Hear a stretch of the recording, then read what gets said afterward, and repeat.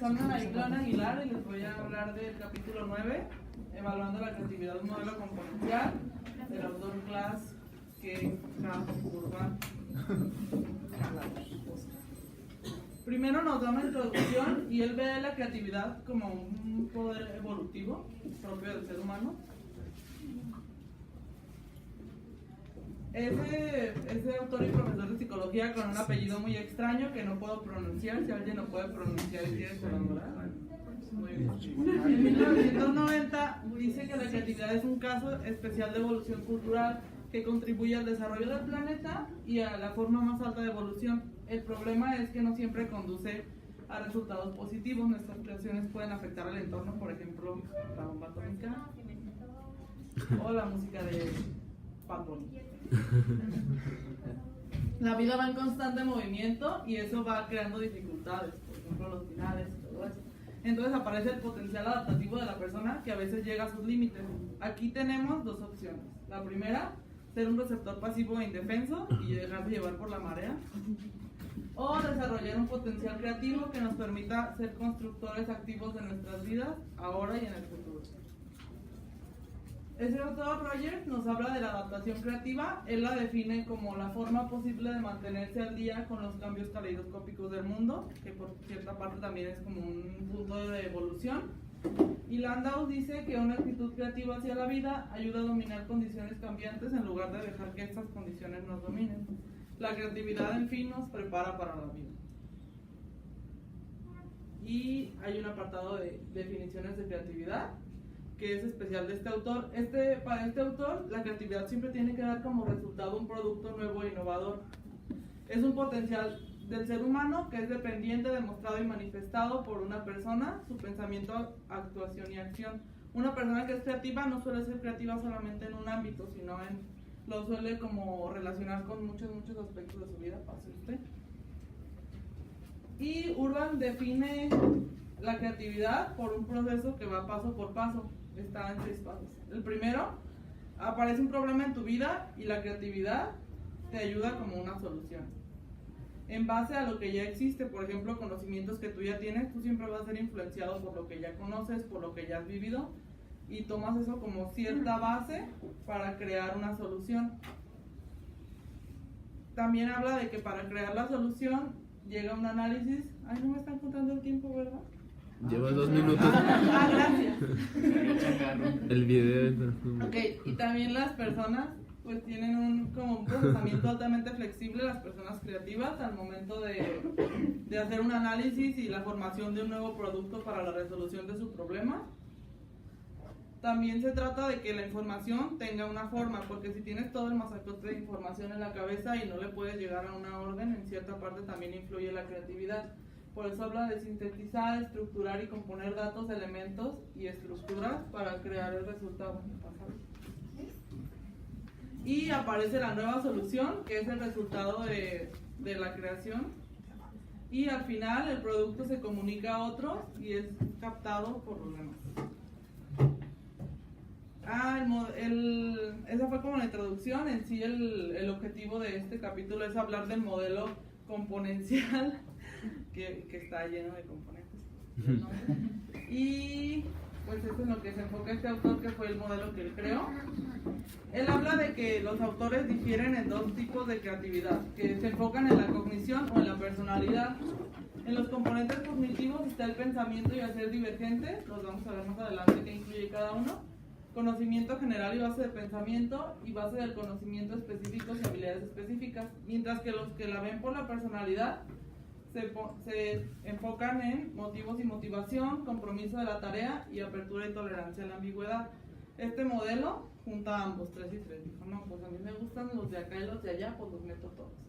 Y forma esa florecita de ahí. Ahí están el pensamiento de ser divergente y cada componente, y también está la dimensión, que la A, que es más cerca, es el entorno individual, la B es el entorno grupal o local, y la C, ¡ay, puedo apuntar! Y la C es el entorno social, histórico o global. Lo que les decía, la influencia del entorno está siempre presente dentro de la creatividad. Primero está el pensamiento divergente y el hacer, que es como la originalidad, La elaboración, reestructuración, redefinición, la flexibilidad que tiene la persona, la afluencia. ¿Qué? ¿Yo me muevo? Y la sensibilidad a los problemas. ¿Qué os hace? Y el 2, que vimos, es el conocimiento general y base del pensamiento. Nos habla de metacognición crítica, pensamiento y razonamiento evaluativo, pensamiento y análisis lógico y síntesis de la percepción amplia de la red de memoria. Que es como lo que yo decía, la base que ya tienes, el conocimiento que ya has adquirido al momento de crear tu nueva solución por parte de creatividad. La 3 es base de conocimiento y habilidades específicas, que ya tienes como dominios específicos, como en lo que se te va bien y habilidades que tienes en ciertas áreas y la pericia. Enfoque y compromiso de la tarea, que es concentración, persistencia, selectividad, pasión, y que te enfoques en un producto que no solamente sea como una idea al azar, sino que tenga como una continuación, que te comprometas a terminarlo.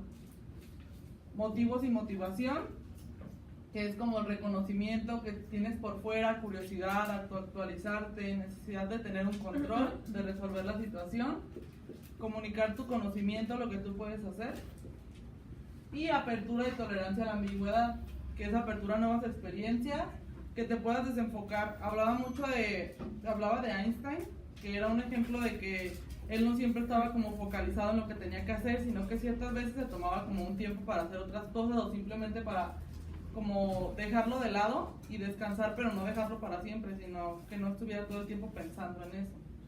Hablaba de que eso era una cualidad de una persona creativa. Tolerancia a la ambigüedad y que no seas conformista y autónomo. Y te daba unos tips a los maestros, eran como 25, pero resumí lo más posible para que hubiera un ambiente creativo dentro del aula. Primero decía que estimules y mantengas un ambiente creativo. ¿Cómo? Que haya periodos activos y relajados, como lo que decía, no todo el tiempo los niños van a estar focalizados en una misma actividad. Que se estimule y se apoye el juego libre y la manipulación de objetos e ideas por parte del niño. También que el aprendizaje sea algo autoiniciado, que no sea siempre como el maestro. Suena algo de por competencias, ¿verdad? Que está enfocado en el alumno. Que se eviten las preguntas que tengan una respuesta que sea un sí o un no por el niño, sino algo que tenga como que justificarlo o así. Los errores sean vistos como un esfuerzo, no como un fallo, que sean como algo para elevarse después. Que los estudiantes sean sensibles a estímulos, ya sea simbólico, material o social. Que aceptes, reconozcas y aprecies lo que hagan los alumnos. Y dar críticas que sean constructivas, no críticas solamente. Y nos hablaba muy poquito de una prueba, de la cual no pude investigar porque no encontré en otro lado la información. O sea, como que la creó el mismo autor, pero era como cómprala si la quieres calar. Entonces, es similar a las que hemos visto de que se trata de que el niño dibuje. Primero decía que la evaluación de la creatividad tenía que tener un objetivo, no que simplemente sea como voy a evaluar a este niño para saber su nivel de creatividad y lo voy a dejar ahí, sino que fuera como algo que integrara promoción, diagnóstico y todo eso. Y que sea una base para mejorar las disposiciones educativas. Y decía que para eso era muy funcional la aplicación de test, y ya te hablaba de la prueba para la producción del dibujo y pensamiento creativo. Y ese era el ejemplo que daba de la prueba, como ves son dibujitos, y esto es lo que evaluaba, son 14 cosas, pero no te explicaba ni cómo ni nada, pues solamente puse nombres. Y esa fue mi exposición.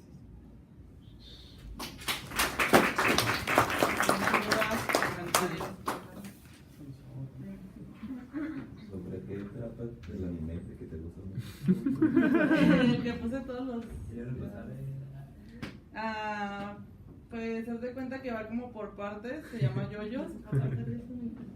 Y pues es un poder que tienen que se llama jamón, como el jamón pero con leche.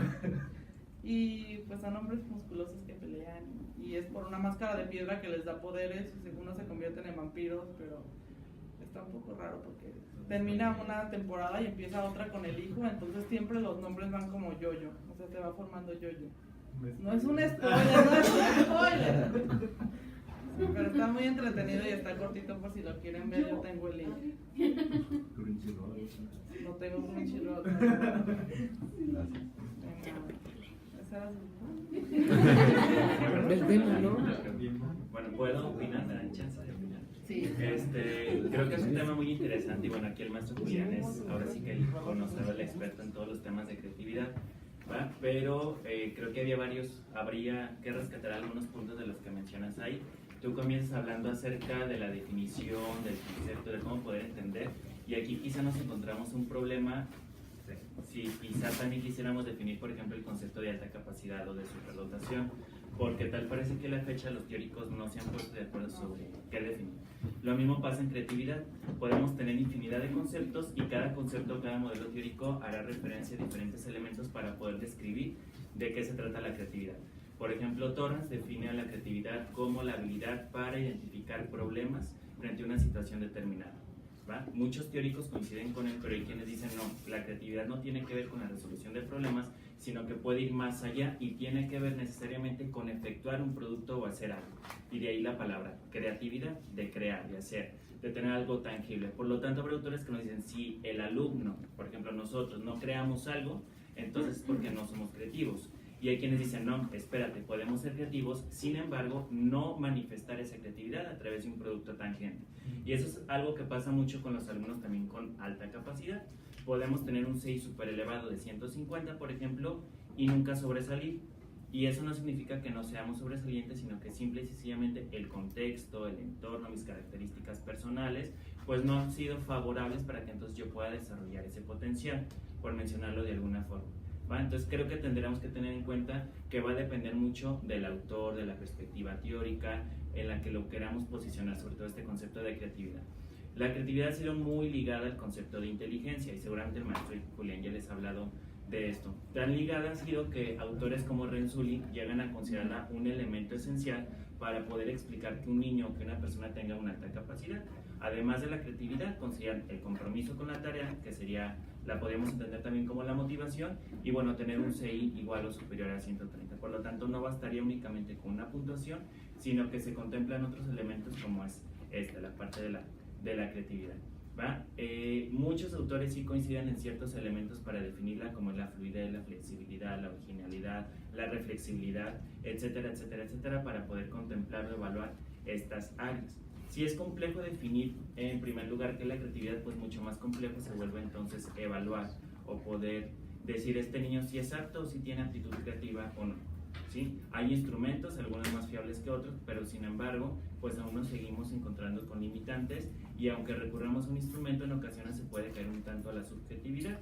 Y creo que ya lo veíamos, por ejemplo, con el PIC o con el Torrance. Sí tiene una metodología muy específica de trabajo, sin embargo, pudiera ser que si yo no estoy muy familiarizado con la prueba, no estoy muy empapado del contenido teórico que la respalda, pudiera yo darle una interpretación distinta o inflar o desvalorizar el trabajo de ese niño frente a una prueba, ¿no? Entonces, podemos caer también en esos extremos y tendremos que tener mucho cuidado al momento de hacerlo.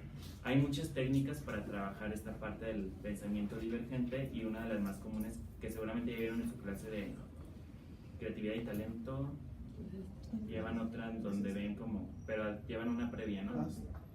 Bueno, la técnica Scamper, ¿la conocen? ¿Alguien trae el marcador? Yo. Bueno, pues. Están en la bolsita de un lado. Bueno, ¿falta alguien más de exponer?